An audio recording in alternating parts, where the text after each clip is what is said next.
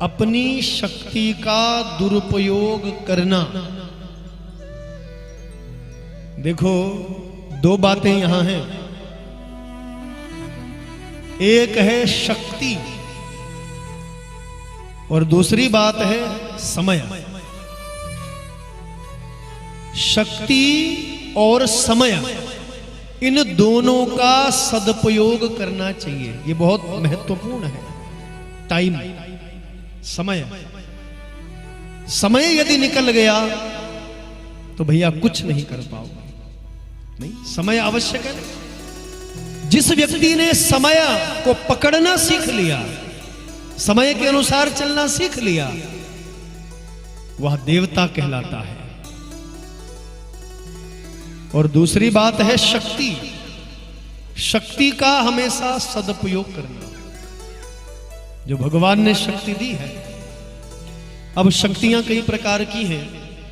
भुजाओं की भी शक्ति है, बाहुबल की शक्ति है। भगवान ने यदि भुजाओं की शक्ति दी है तो उस शक्ति का प्रयोग आप गरीबों की रक्षा के लिए करिए। यदि भुजाओं में ताकत है तो गौ माता और ब्राह्मण की रक्षा के लिए आपका हाथ उठना चाहिए, आपकी शक्ति उठनी चाहिए। बुद्धि की भी शक्ति होती है। भगवान ने बुद्धि की शक्ति दी है तो आप अपनी बुद्धि का प्रयोग समाज के उत्थान के लिए करिए। मेरा समाज कैसे आगे बढ़े, गरीब लोग कैसे आगे बढ़े, मेरे उत्तराखंड का, मेरे भारत राष्ट्र का उत्थान कैसे हो, मेरा राष्ट्र आगे कैसे बढ़े, उसके लिए बुद्धि का प्रयोग करिए। यदि भगवान ने बुद्धि की शक्ति दी है, यदि विद्या की शक्ति दी है तो आप गरीब विद्यार्थियों को पढ़ाइए, विद्या का दान करिए। उस विद्या से, या विद्या सा विमुक्त, ये आप सबका कल्याण करें, ऐसी आपकी विद्या होनी चाहिए। यदि भगवान ने आपको धन वैभव की शक्ति दी है, आपको धन अथा दिया है, तो आप उस धन के द्वारा भंडारा करवाइए, गरीबों को भोजन करवाइए, अनाथालय में दान करिए।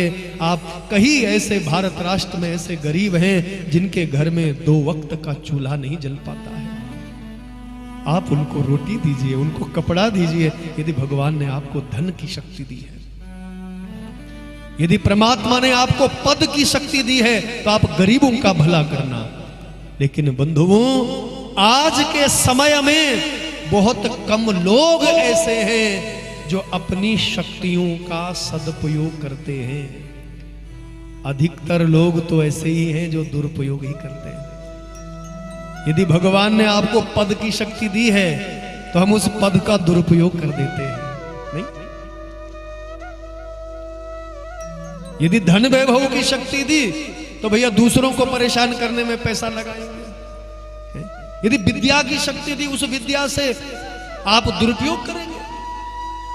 तो दोनों हाथ जोड़ के कहता हूं, मनुष्य के जीवन में ये 2 बातें बहुत महत्वपूर्ण हैं, समय और शक्ति।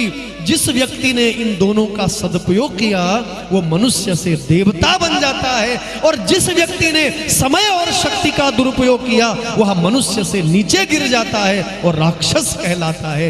इसलिए इन दोनों को पकड़ना, इन दोनों का महत्व समझना और इन दोनों का सदुपयोग जीवन में करना, तब हम देवता बनेंगे।